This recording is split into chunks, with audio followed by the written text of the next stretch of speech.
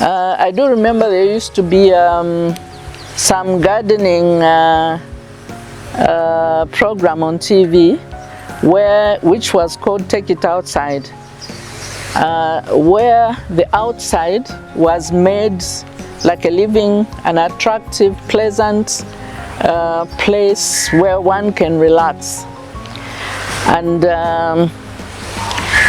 for the shade-loving plants, these are some of the plants that we can now say, take it inside, so that you have a garden inside your house, in your living spaces, in your bathroom, and more important, even in your bedrooms.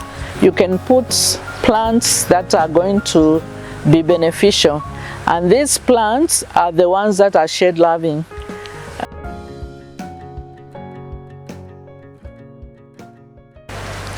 I want to show you just a few of plants that you can take inside, and you get a lot of benefits to these plants. It's not just for decoration, but they're very good for your health because they clean the air inside your room. Some of them are even known to be able to promote one's sleeping habits. For mention, I've got in my hands a peace lily. This is a common plant which tends to be overlooked, but it's a very important plant to have in your bedroom. This will help you sleep better. For those who suffer from insomnia, these are your plants that you must have in your bedroom. Other plants include zizi plant. This is the green traditional one, and next to it is the black one. Now you even have a variegated zizi plant, so your spot for choice, you can choose whether you want a black one or a green one in your bedroom or in the living room. We tend to spend a lot of time in the sitting room. Maybe that's where we sit down to eat or we watch TV. So it's not a bad idea to have one of these plants in your living room, in your bedroom, in the bathroom.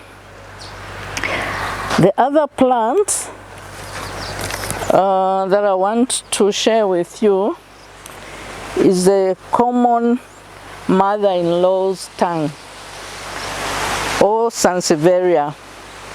The Sansevieria family is very wide. There are over 20,000 different types of Sansevierias. They clean the air, and as you're sleeping, you are letting off carbon dioxide, and the plants are cleaning the air. Other plants that are not here, that I don't have, things like love palms, those can do very well indoors. You can put crotons indoors, you can put ficus. There are many plants that you can bring from outside to decorate your inside of the house, as well as help you clean the air. The aglonemas also come in different types, different colors, and they are all beautiful plants that you can have in your home.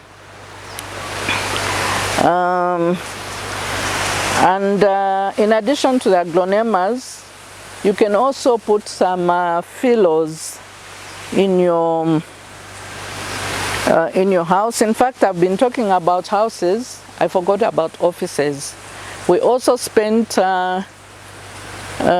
close to 8 hours in one room. That is your offices. And just like the houses, there are so many chemicals, maybe in the offices even more than in the houses.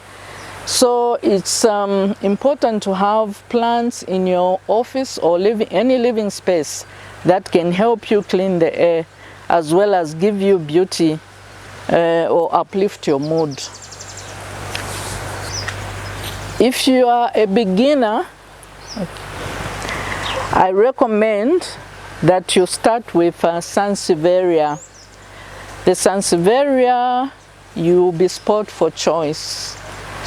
The rarer, the more pricey they get.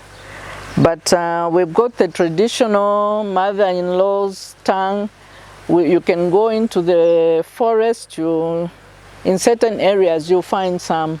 In the hills you get a different type of Sansevieria. It will cost you nothing, but it will give you a lot of pleasure, and you'll be able to breathe, to take in clean air. Sansevieria such as this one will not be the same price as the normal one that you find everywhere. But mind you, it doesn't mean that the pricier the plant, the more air it will clean.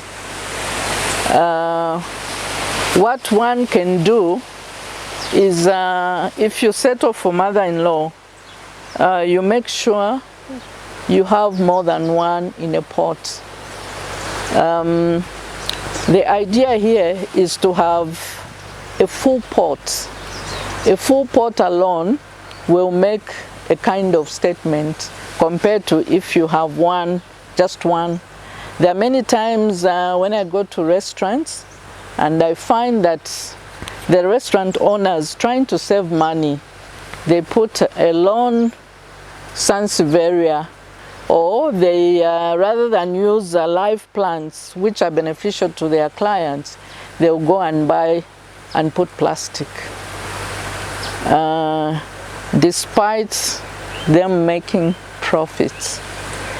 So it's always better to have live plants compared to plastic ones. For me, I even think that the dried arrangements are just good to look at, but beyond that they don't do anything for you. So the way to go when you're going to take your plants from outside, take them inside, go fresh. The other plant is Zizi. Again, this is low maintenance. Both the Sansevieria and Zizi are very low maintenance. I can't say the same for the peace lily. I think the peace lily requires more attention, and you have to physically check to make sure that the soil is moist. Whereas for the Zizi, you can leave it for 2 months without watering. The same for the snake plant or mother-in-law's tongue. You can leave them in the house without water. Nothing is going to happen to them. They'll just look as nice as ever. This is the family of Kalankoi. It's a succulent. I just want to give an example of plants that we think, because they look like they are succulents, therefore they should be put outside in full sun. I bought this plant I think 2 years ago in South Africa, and 2 years ago I put it out in full sun, and all it did was produce leaf after leaves, branches after branches. For 2 years it never gave me any flowers, and hardly a month after I put it in the greenhouse here where it's semi-shade, and it's given me pleasure. I couldn't believe it. Then I said, wow, we learn all the time, and nature is the best teacher. So we shouldn't take for granted that every succulent will always do well in full sun. Some even do better in semi-shade.